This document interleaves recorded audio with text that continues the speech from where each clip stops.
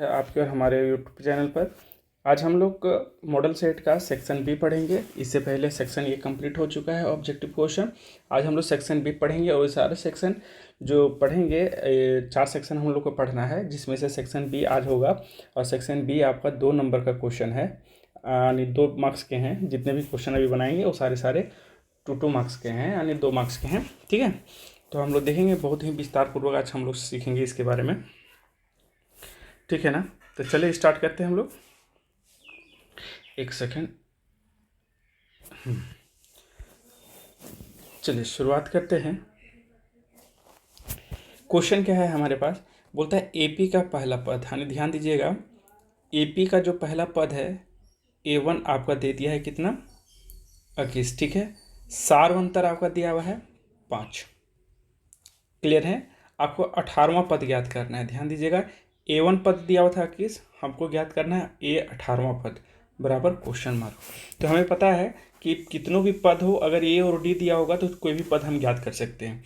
तो इसको ज्ञात करने के लिए एक फॉर्मूला है A 18वां पद का A + 17D। ठीक है, तो हम लोग ध्यान रखेंगे कि A का मान दिया हुआ है 21, यहाँ 17 हो जाएगा, गुने D का मान दिया हुआ है, D का मान दिया हुआ है 5। यानी हम कह सकते हैं 17 को 5 से गुणा 17 × 5 = 85, है ना।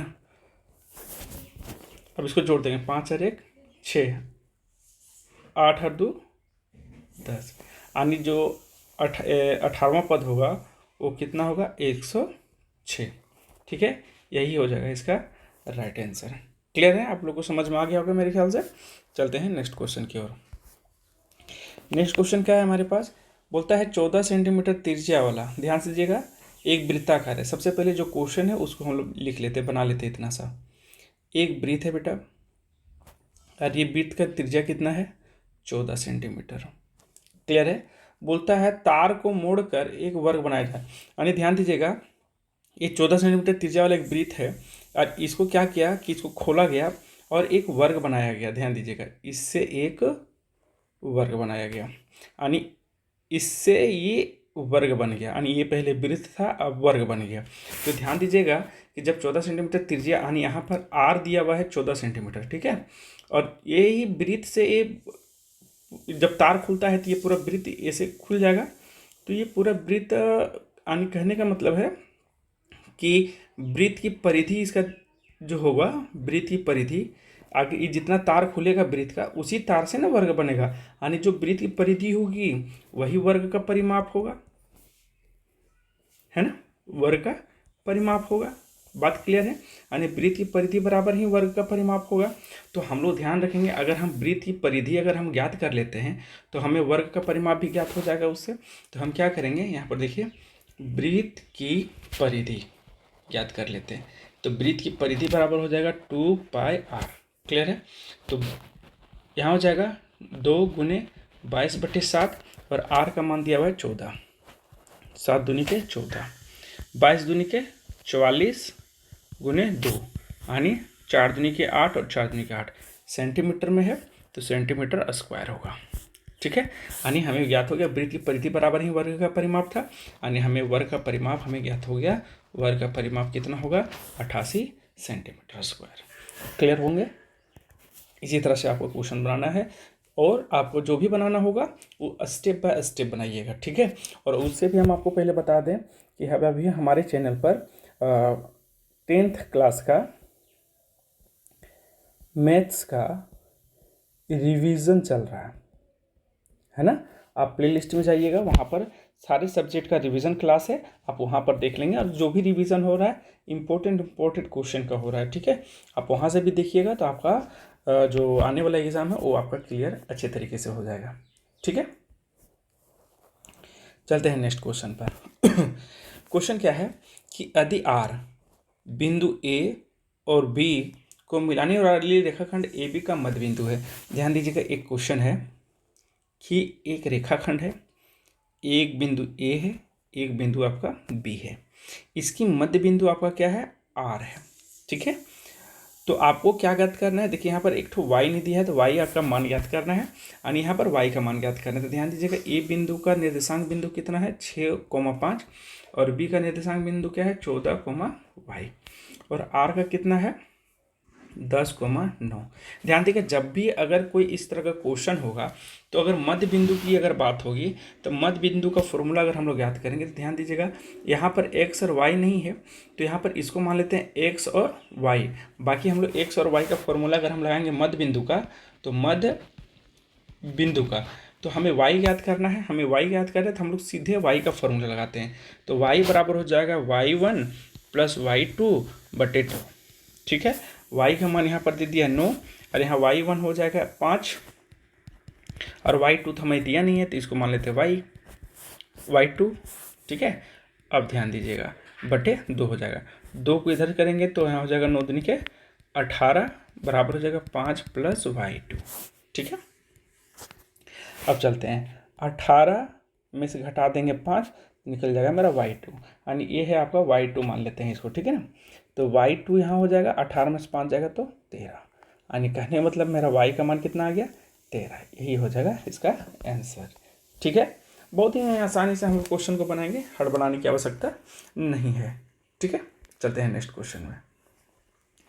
हाँ, आते हैं नेक्स्ट क्वेश्चन क्या है हमारे पास। बोलते हैं अति लंबवत स्तंभ की ऊंचाई प्रकाश की स्वेद से 60 मीटर है, यानी एक स्तंभ है जिसकी ऊंचाई दिया हुआ है। ठीक है, तो इसका ऊंचाई यहाँ पर हम लोग बना लेते हैं। चलिए मान लेते हैं ये आपके पास एक सेकंड, ऊंचाई दिया हुआ है 60 मीटर। क्लियर है, बोलते प्रकाश से बनने वाले स्तंभ की छाया दिया हुआ है, ये है, ये स्तंभ है तो इसकी छाया यहाँ पर बनेगी। इसकी छाया है 20 मीटर। ठीक है, तो बोलते हो तो स्तंभ के प्रकाश से श्वेत का उन्नयन कोण, यानी कहने का मतलब है ये उन्नयन कोण के बारे में पूछ रहा है कि यहाँ पर उन्नयन कोण क्या बनेगा, यानी यहाँ पर ये थीटा के बारे में पूछ रहा है, ये थीटा क्या बनेगा। क्लियर है, एक क्वेश्चन मार्क। तो बहुत सिंपल सा क्वेश्चन है, इसमें गड़बड़ाने की आवश्यकता नहीं है। ध्यान देंगे हम लोग, यहाँ लिखेंगे हल।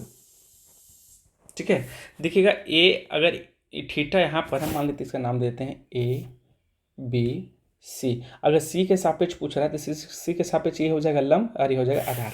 तो यानी लंब बटे आधार होता है, तो लंब बटे आधार किसका होता है tan थीटा बराबर हो जाएगा लंब बटे आधार यानी AB/BC। ठीक है, तो tan थीटा बराबर हो जाएगा, AB का मान कितना हो जाएगा 60 और BC का मान हो जाएगा तुम्हारा 20√3। ठीक है, अगर इसको हम काटना चाहेंगे तो इसे हम काट सकते हैं आसानी से, 20 × 60। ठीक है, तो यहाँ हो जाएगा मेरे पास tan थीटा बराबर 3/√3। अब यहाँ करेंगे हम लोग हर का परिमेयकरण,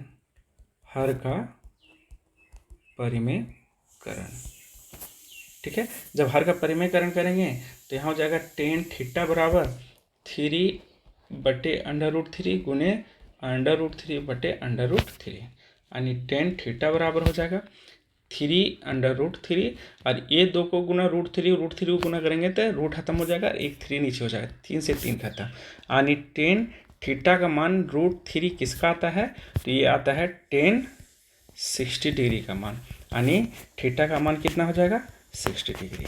यही उन्नयन कोण हो जाएगा। ठीक है, आई थिंक ये आपको समझ में आ गया होगा मेरे ख्याल से। ठीक है, चलते हैं फिर नेक्स्ट क्वेश्चन की ओर। नेक्स्ट क्वेश्चन क्या है, यदि किसी घन के विकर्ण की लंबाई, ध्यान दीजिएगा एक घन है। ठीक है, तो घन हम पहले बना लेते हैं। हाँ सॉरी, ये आपका घन बन गया। ठीक है, ये आपका घन है, घन के विकर्ण दिया हुआ है। ठीक है, तो हम लोग ध्यान रखेंगे घन का विकर्ण बराबर दिया है 8√3। क्लियर है, अभी तक यहाँ तक समझ में आ गया। ठीक है, बोलता है फिर तो इसके संपूर्ण पृष्ठीय क्षेत्रफल ज्ञात करना होगा।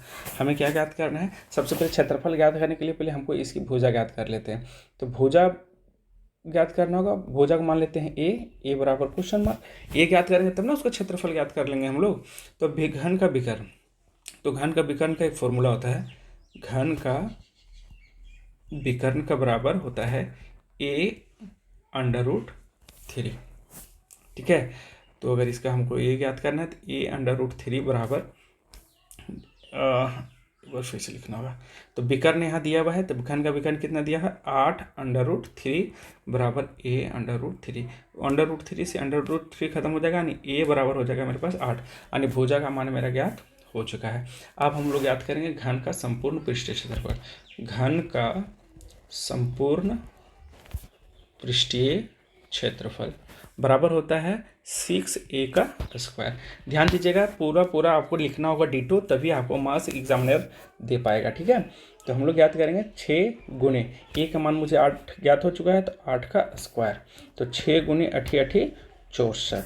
हमें अब इसको गुना करना है, 6 को 4 से गुना करें, 6 चौके 24 के 4, हाथ में 2 बचा, 6 छक 36, 37 1 38। क्या है सेंटीमीटर में है, तो यानी ये सेंटीमीटर स्क्वायर हो जाएगा। ठीक है, यही हो जाएगा इसका राइट आंसर। क्लियर है आप लोग? एक सेकंड, हाँ क्लियर है आप लोग। चलिए नेक्स्ट क्वेश्चन में चलते हैं। सिद्ध करें कि 3√3 एक अपरिमेय संख्या है। बहुत अच्छा क्वेश्चन है, ये बहुत सारे बच्चों को दिक्कत भी करता है, तो आज हम इसका दिक्कत भी दूर कर देते हैं। देखिए हम लोग कैसे ज्ञात करेंगे। सिद्ध करेंगे 3√3 एक अपरिमेय संख्या। हम लोग इसका जस्ट अपोजिट लेते हैं और हम लोग लिखेंगे यहाँ, माना कि 3√3 एक परिमेय संख्या है। ठीक है, हम लोग मान लिए, जब हम इसको परिमेय मानते हैं तो परिमेय के रूप में इसको लिख देते हैं। परिमेय के रूप में लिखेंगे तो p/q के रखना होगा, जहाँ p और q एक सहअभाज्य संख्या है। ठीक है, ध्यान देंगे कि जब हम इसको p/q के रूप में लिखेंगे तो ये भी दोनों परिमेय संख्या हो जाएगा, क्योंकि p/q के रूप में लिख दिए। अब ध्यान दीजिएगा, इसको अगर हम लोग सॉल्व करते हैं तो यहाँ √3 हो जाएगा और यहाँ हो जाएगा p/, ये गुना में इधर आ जाएगा तो q3 हो जाएगा, या फिर 3q। इसे नहीं अच्छा लगता है, इसको कर देते हैं 3q।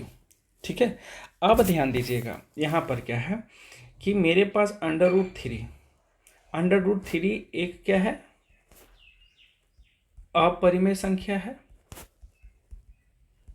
अपरिमेय संख्या है, तथा p/3q एक क्या है, परिमेय संख्या है, परिमेय संख्या है। तो क्या आप बता सकते हैं अतः परिमेय और अपरिमेय दोनों बराबर होंगे? क्या होगा? नहीं। तो लिखेंगे नहीं, क्योंकि यह एक विरोधाभास है। अर्थात